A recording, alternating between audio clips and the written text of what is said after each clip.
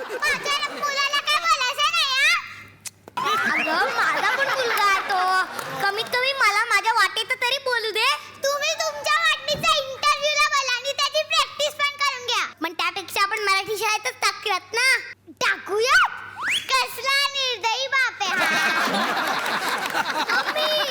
Cool. ते म्हणतात बाहेर टाकूया नाही, शाळेत टाकूया. बघ बघ माझ्या उडशा सोन्याच्या पोराला कळलं. बघ बघ बघ. Yo, Pops. काही असू दे पण मी माझ्या मुलाला इंग्लिश मीडियम मध्येच घालणार आहे. अरे काय टाकलं थोबाडात? उघड थोबाड, उघड. थोबाड. काय लँग्वेज तुमची. तो नाही उघडणार का. बघा माझा कसा ऐकतं ते. बेबी डू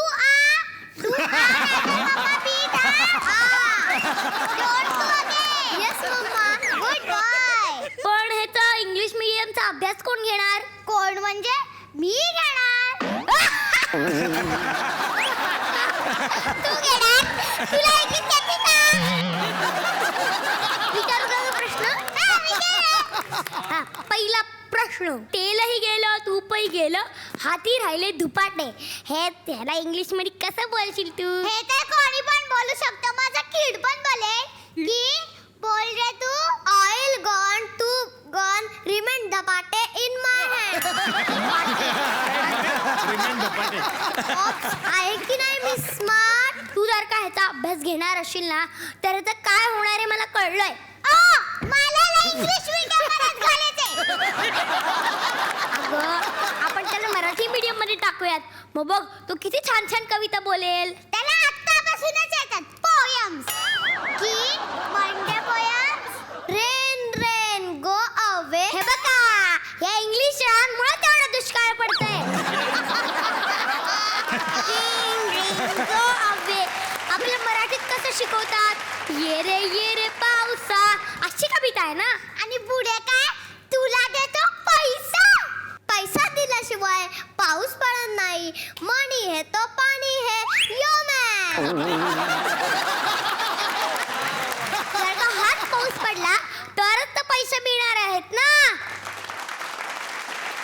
कळलं ना. आणि आता बघा आपल्या मराठीत कसं शिकवतात. लवकर उठे लवकर निजे त्यासी आरोग्य धनसंपदा लाभे.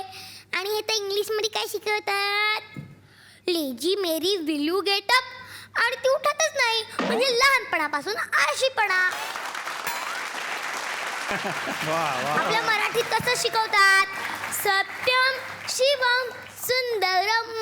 हेला कुठली पोयम शिकवतात. जॉनी जॉनी येस पापा.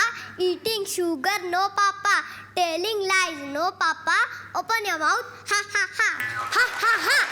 अरे किती खोटं बोलायचं. तुम्ही नाही का खोटं बोलत. एक मिनिट मी कधी खोटं बोलतो रे. दूधवाला घरी पैसे मागा आल्यावर तुम्ही सांगता पप्पा घरी नाही आहेत. अरे ती मज्जा असती. वा रे वा. आता तुमचं मॅटर उघडं पडलं. मग लगेच गंमत होय. मेटल म्हणजे काय ते. हा तुमचा पितळ.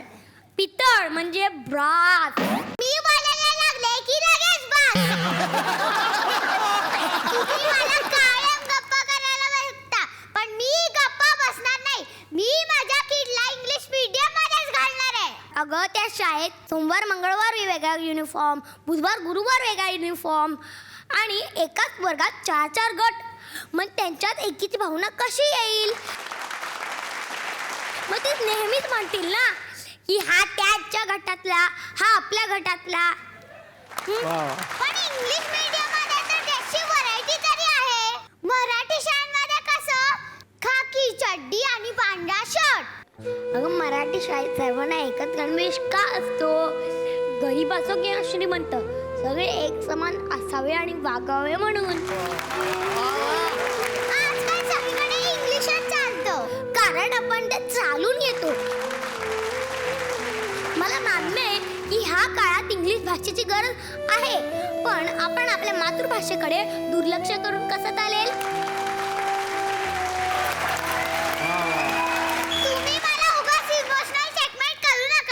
चेकमेट नाही, ब्लॅकमेल. अगं तू एक लक्षात ठेव, संस्कृत आपली आजी, मराठी आपली आई, आणि ती हिंदी आपली मावशी असते, आणि ती आपली मराठी आहे ना ती आपली आई असते, ती इंग्लिश असते ती बाहेरून आलेली एक पाहुणी. मग तूच सांग मला की तुझा पोरगा तुझ्याजवळ घडला पाहिजे का त्या बाहेरून आलेल्या पाहुणीजवळ? बरोबर आहे तुमचं, बरोबर आहे तुमचं, मला पटलंय. मग आपण आपल्या राजाला मराठी मीडियम मध्येच घालूया.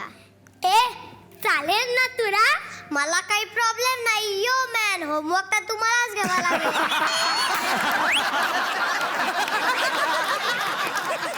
हा हा, पण तू टेन्शन नको घेस त्याचं, ही घेईल ना. मला काम असतात घरी, तुम्ही घ्या. अरे देवा, ह्यांची भांडणं अशीच चालू असणार. ए तुषार दादा, तू काय गप्पा बसलास? लाव जिंगाट.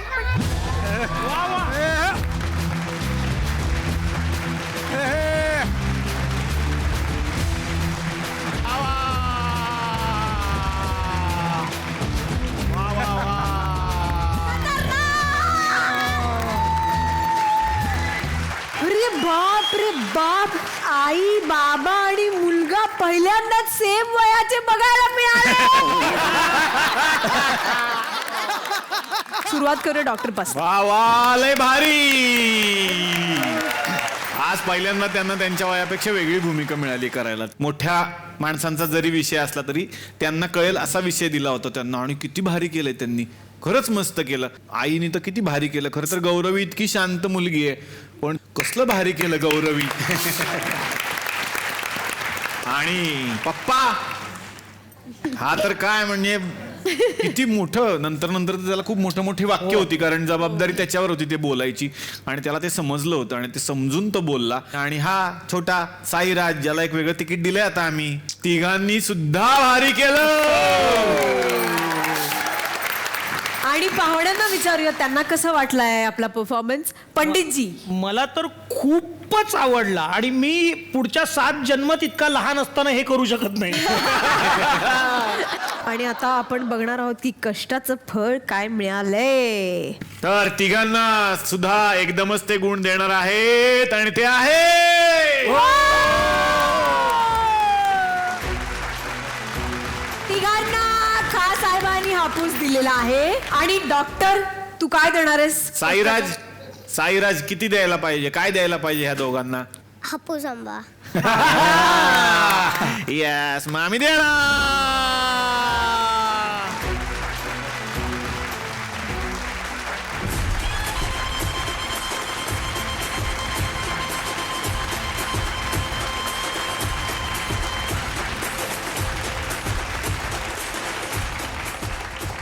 आणि स्नेहल, थँक्यू व्हेरी मच. वा वा. तर मंडळी, आजच्या भागात आपण एक परफॉर्मन्स बघितलेला आहे, आणखीन 2 ऍक्ट आपण बघणार आहोत उद्याच्या भागामध्ये. तेव्हा पाहायला विसरू नका तुमचा आवडता कार्यक्रम, ज्याचं नाव आहे चला हवा येऊ द्या, होऊ दे व्हायरल. खूप छान वाटतं की आज झिंग झिंग झिंगाटच्या निमित्तानं हे सगळे आपले लाडके चेहरे या मंचावरती आलेले आहेत, आणि मिस्टर अँड मिसेस लांडगे या नाटकाच्या निमित्तानं हे सगळे पाहुणे इथे आलेले आहेत. सगळ्या पाहुण्यांना मी विनंती करणार आहे की तुम्ही आजच्या भागासह उद्याच्याही भागात तुम्ही आमच्या बरोबर असा. आपण भेटूयात याच कार्यक्रमात, ज्याचं नाव आहे चला हवा येऊ द्या, होऊ दे व्हायरल.